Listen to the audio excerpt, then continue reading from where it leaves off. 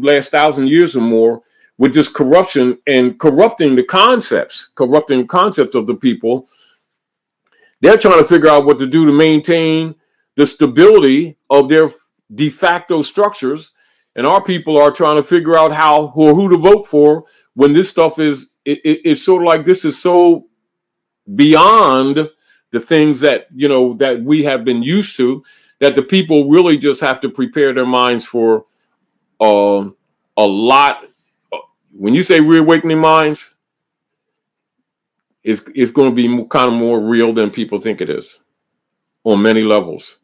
But my concern is really to try to talk about things that we can affect more currently, like more down to earth, more mundanely, and not to get outlandish. And I don't mean outlandish because it is outlandish in that sense, is because trying to, argue with a child about riding a motorcycle when they have a tricycle with training wheels at that type thing.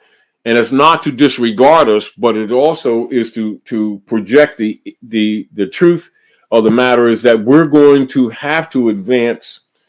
We're going to have to. We got a lot of makeup to do, um, based based on the artificial, not the real, the artificial suppression of humanity. Gates are going to be opened up, and so people are sometimes looking at things that they're not capable when they actually are. They actually are. It's just that it's going to be so uncomfortable for a lot of people. And I think these things have to be talked about more openly by people who kind of know some things and don't talk or talk around things, because when you talk honestly, you get attacked. And it's not so much that you're concerned with attack because you know also certain energies, but that to protect people who are around you. But the other deal of it is that comfort zone that the priests have had of getting away with that is being closed out. That's another reason why we're talking about this, because it's going to be opened up more and more and more at a faster and faster rate. And a lot of things that the people see in the geopolitics is kind of like a diversion in a way, but in another way reflective, because the priesthood are acting harmonic in what they know that they've done to humanity, and also what can be and is being done to them now with counter moves. And so my discussions in general is to try to encourage humanity to, like Noble Drew Ali said, the people need to learn to love instead of hate.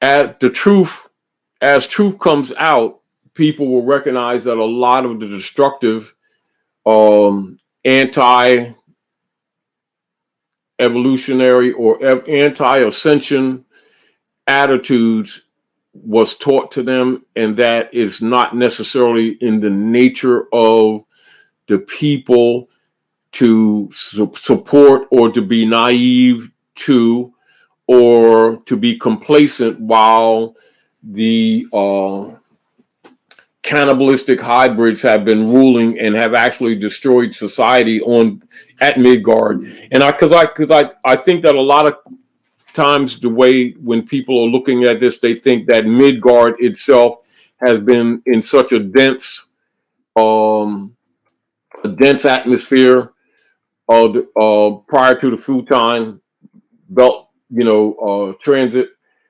that this is permanent. My position has always been that I don't see a reason why Midgard can't be a better place for all to live, truthfully, even though it's been contaminated, because the conditions are artificial for the most part.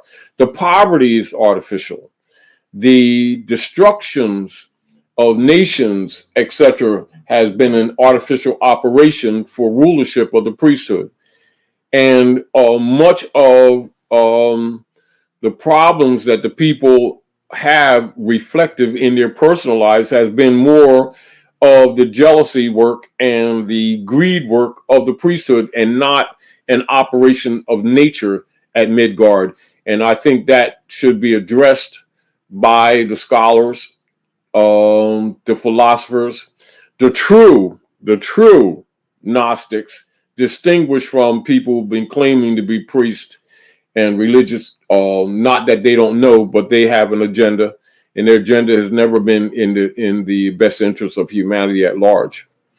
And then you have the other problem with the hybrids, kind of angry, because they have pretty much stolen the earth. In some ways, they've gained the whole world, and yet the sun that gives life is seeking to kill them. They have that. They have that personal, physical affair with the sun, which is why they're doing another reason upon multiple reasons why they're doing chemtrails and other, um, putting other metals in the air like aluminum, barium, and other medicines. I mean, other germ warfare to make the human sick. It's sort of like robbing the world, and recognizing they're not going to be able to necessarily enjoy the spoils. It's sort of like trying to kill off the true people of the earth, trying to steal the earth, and the sun, that is one of the governors of this particular sphere or place to live, is seeking to kill them itself, which is beyond the geopolitics on the surface. That's an interesting dynamics. Now, executures.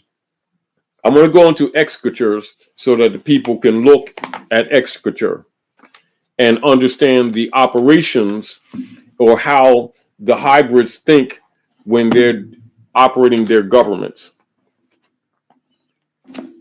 Um,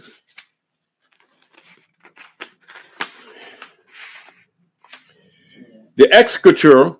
Now, when you're looking at the takeover operations of Phoenicia or the Iberian Peninsula, and then you look at the heterogeneous hybrids, or what we refer to as the hybrid Europeans, corrupting the platforms of structure of government. The executure is that department of the English government which has charge of the collection of the national revenue, or now what you would call under, say, Canada, the U.S. Corporation Inquisition operations, Fleet Street, England, the Circuit Church and the Chancery, Queen of England, etc., Windsor's, etc. You would call that, the IRS. That would be the Treasury Department. And as you all know, for those who know geopolitics, that the defunct Treasury Department of the United States Corporation Company, which was been defunct, I think, was since about 1921, in that area. That and the enforcement of the Inquisition operations known as the IRS. The IRS has been blended into the Treasury Department, which is really the executors chamber, etc., of operation. And so you would be dealing with the Chancery, or what they would call the Chancery Courts of England, operating via the Bar Association to run the court systems of human trafficking and human trade at North America, and the judicial systems, which they've been doing actually for years.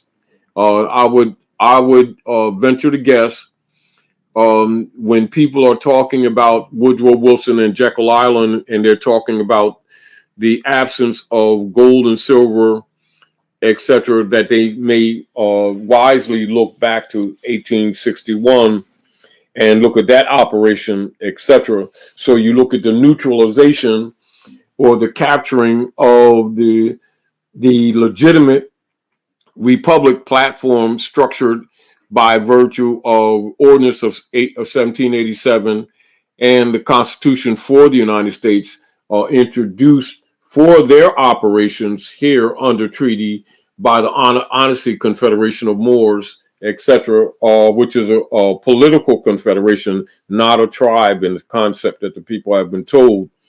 So when you look at that breaching, the breaching of the entire political platform, you can see comprehend even say with the operations of the Inquisition, revenue services not really being operative, which is also why you see them sending out these so-called checks. Checks, you notice how to say checks? They're coming from the exchequer's chamber. They are. And so you'll see the praetors are battling to try to maintain the platform structures of Piscean constellation energies, and it can't survive. Problem is uh, they're keeping the people diverted from really looking at these things because so many of them shall be and are and should be held guilty of both misprision of treason and crimes against humanity um, as a starter. Now, if and as things progress particularly in this cycle of 20, what they refer to as 2021, which is really not the real date. We'll get into that later because I don't want to get diverted. Um, Things will be introduced probably, and I can't say because I don't have what you call inside knowledge on that, but I do know from mental projection the direction that it's going. And they're going to release, they're going to be forced to release, not that they want to. Some of the technology that we talked about earlier, like this, that will actually um, move towards stop attacking Midgard itself to maintain really beyond obsolete technology that we've been using for hundreds of years, not just the last 100 years or the last couple of hundred since the hybrids have been occupying North America. Because the truth of the matter is that the technology and the disciplines of, say, as an example, 20,000 years ago is more expansive, more comprehensive than what exists now, etc. So, but I would look at more likely they're going to probably expose more of the energy technology. That's the energy output, etc. And that would be inclusive in both of your travel principles or vehicles, etc. But it will be introduced in such a way that while it disrupts the dogma systems, which they must go all together, um, it will disrupt almost every established organizational system of both transportation, energy transfer, heating systems, what you refer to as the electrical grid now, which is kind of like very base. That's really very base. But for people to look at it, we'll just say the electrical systems. Um, and find that basically they could take a module, actually smaller than this pendant, and run this city. And that's the truth. Um, and this idea, that they're still promoting, the monetary system the way we use things now.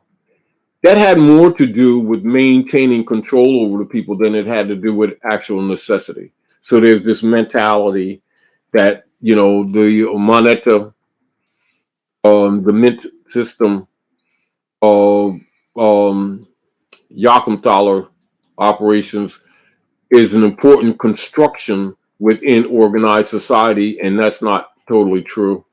It has been more, we've been groomed to it, and so we look at that as a necessary methodology. But the fact of the matter is, not really.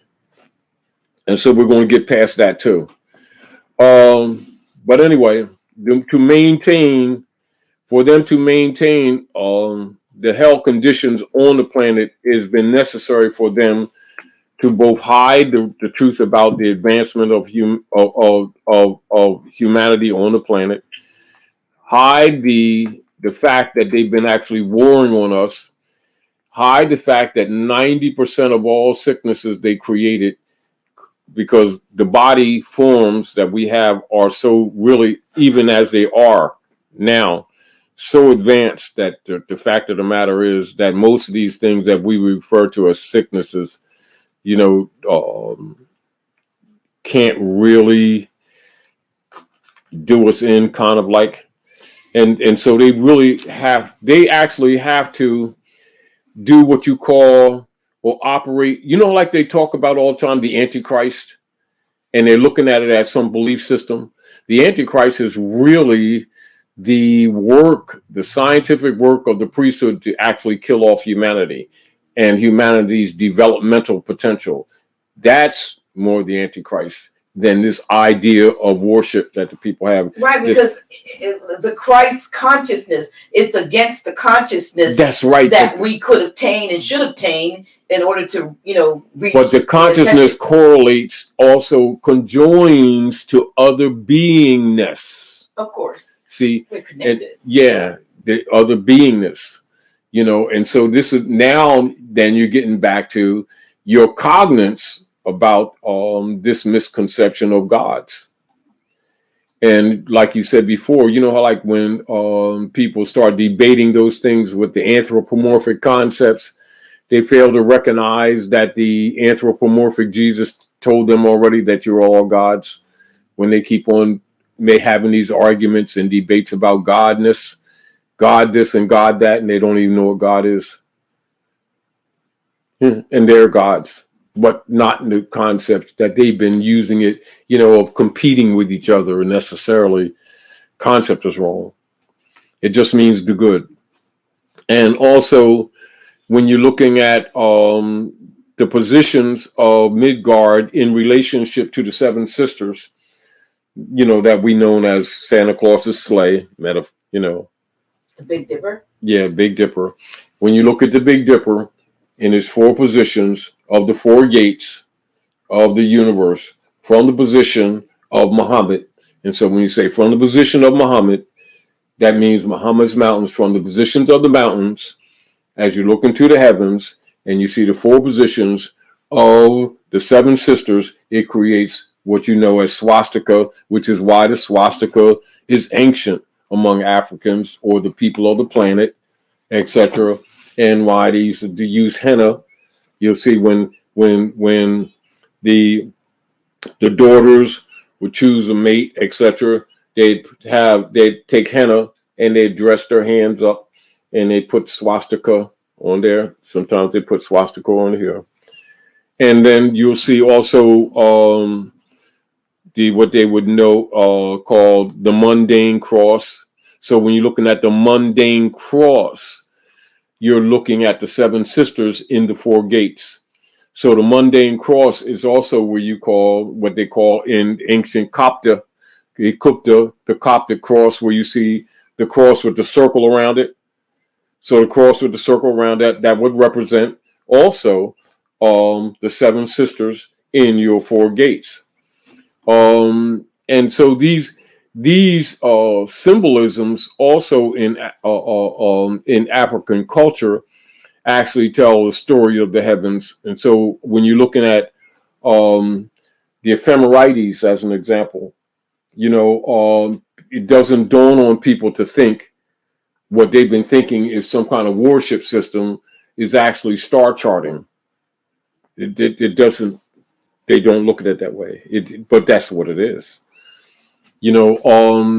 So and so you have this paradox that's going on even right now, where um, these clashes between different nation states and people among nations trying to solve their economic and political problems, but they're trying to do it without telling the truth of how we got to the where we are. And they're trying to restore the economic systems based on the blind faith systems of Sylvester, and and all that, with this tithing system that they had been governing the planet for quite some time with. And so the people are in this state of mind that they can't live, because they've been trained to this, that they cannot survive if they don't pay taxes to Rome. They'll move Rome, and instead of saying taxes, they'll, instead of saying tithe, they'll say tax. And so they don't know that this is where the priesthood, by design and by fraud, have actually infiltrated or taken over 90 or more percent of all governmental structures on Midgard Earth. And this is the source of almost all of your problems. And the fact that they know much of, not all, the ancient sciences of Hikupta, and they hide. So when they're talking about the ancient science, in modern world, some people say Moorish science. They'll say the Saba knowledge or keeping the Sabbath all mean the same thing. They're simply really talking about how things really work here at Midgard. That's the truth. They will not tell the people the truth that when the 72 scholars, they'll say septa, which means seven. Well, they'll not tell the truth about the 72 scholars that the popes assigned to modify the Septuaginta, and to leave out of the Septuaginta Fatima, Muhammad, etc. So when people talk about Muhammad and Fatima, they're thinking Holy Quran only, etc. And it never dawns on them that the science of the hemispheres, the northern hemisphere of the Amaphorites, is symbolized by Muhammad. In the secret societies, when they refer to the mountaintop, they're talking about Muhammad's mountain, which is also dealing with the hex alpha principle of balance and isonomy, which is the carpenter's tools symbolized by the compass and the square, or they say Jesus was a carpenter. So these metaphors are actually dealing with charting the stars, charting navigation, not just on Midgard or in the waters, but also actually with star systems. So when you're talking about a sextant and a rudder, that has always been used for navigation, for mooring on this planet, on at Midgard, which is why, whether you were referring to airships, or or ethereal ships, or you're talking about water ships. So if you're talking about Yahweh, which is really earth, air, fire, and water, not a being. Whenever you would transport the ships, air, fire, water, earth, you would call it mooring. And so this is how the term, even though they hide the real origin, because they don't tell the people the real history, whenever you're moving shipping, they'll call it mooring the ship. And because the hybrids have taken over the imperial dynasties of Hikupta, they'll hide it behind the word or the name Peter. So when you see them promoting Peter, Peter, Pita, Pita, Pata, Pata, and so their people are looking at, from a connotative perspective, they keep looking at men or these images of a guy in a jalabu walking around loving Jesus type thing. But that's for children. That's for children. But you're really simply talking about dynasty operations, ephemerides readings, and charting, and movement and mooring of ships of Yahweh, which we air, fire, earth, and water, all the methods. And so people are just, kind of don't get it when they're looking at travel through the earth. They're looking at travel on the earth. They're looking at travel above the earth, etc., via earth, air, fire, and water. And that's just simply a part of the fact of how this planet has been always been operating. The difficulty we have right now is that the tools and the institutions that have been used, and you can call them the Antichrist tools, to keep humanity in a box, sort of like in a box. And then when you look at the Berber tribe stories, like the Arabian Nights and stuff like this. This is where also you'll see the metaphors and the stories where the genie gets out of the bottle, and that operates on multiple levels. Because remember, when you look into African stories, they're always telling you more than one thing. So there's both them finding out, or what they would call the secrets of alchemy, or using base metals to create gold. And we got more gold on this planet than they'll ever tell you anyway. So it's sort of like for them to go through all this stuff is really just trying to maintain control. But their real concern is us getting that among us, among our people. They know that they are, because it operates in nature, that some of these women, by virtue of their vibrational state, and what you say, the harmonics with Midgard or with Mother Nature, will produce what has always been called champions.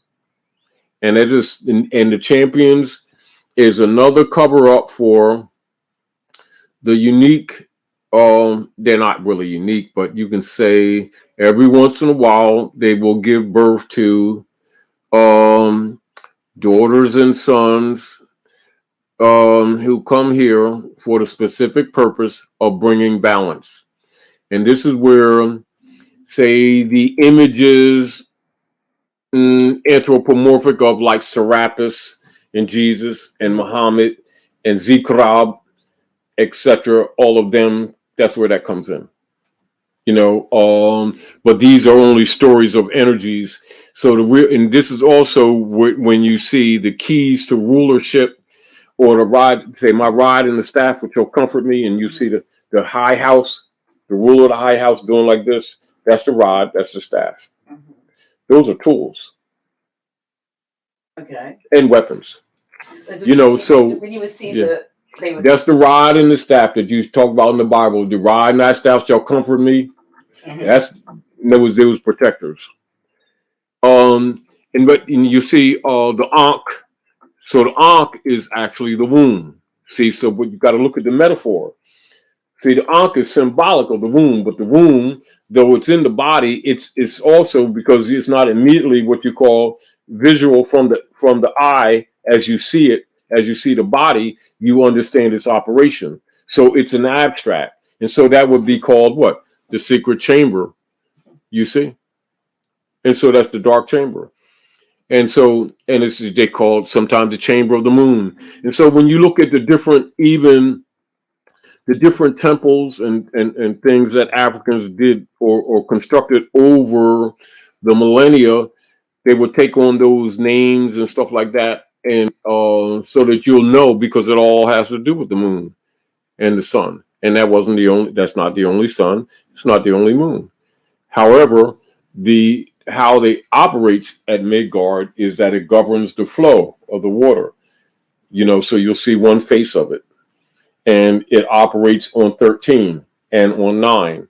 And so you'll see, as women and all other feminine principle that's manifest in the physical produces, it will be governed by the moon calendar. That's why when you look at African culture, you got to look at it from a bicameral perspective, so that a lot of the confusion that exists now would not exist. See, so when the hybrids teach the history, they will teach the history only by the sun calendar when they know that it's bicameral. And then you will see in the Picts in, say, in Phoenicia, you'll see them, the ancient Moorish Picts. They will use a symbol of the eagle, the double-headed eagle, with its head pointed two different ways, Mm-hmm. opposite 190. Is that like the two reverse? That's why they use that with 33 degrees. And the two-party system? Yes. But it's two chambers of the brain. Okay. It's the two chambers of the brain, to the chambers of heaven. And so when the connection of all of the sites are in place, because you got to remember, when they ruled, everything was basically done on 7. So even the governmental provinces were generally 7. So they would have, like, say, for instance, if you had a nation state, it would be divided into 7 provinces or 7 territories. That's true.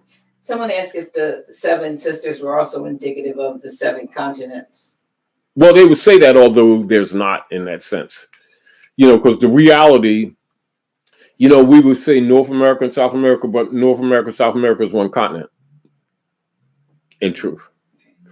But you were, can I? Well, go ahead. But go ahead. No, go ahead. I was going to interject earlier when you were talking about some of the things that are in the pipeline to be revealed, that have existed, for a long period of time, that have been hidden from humanity or the masses. We always call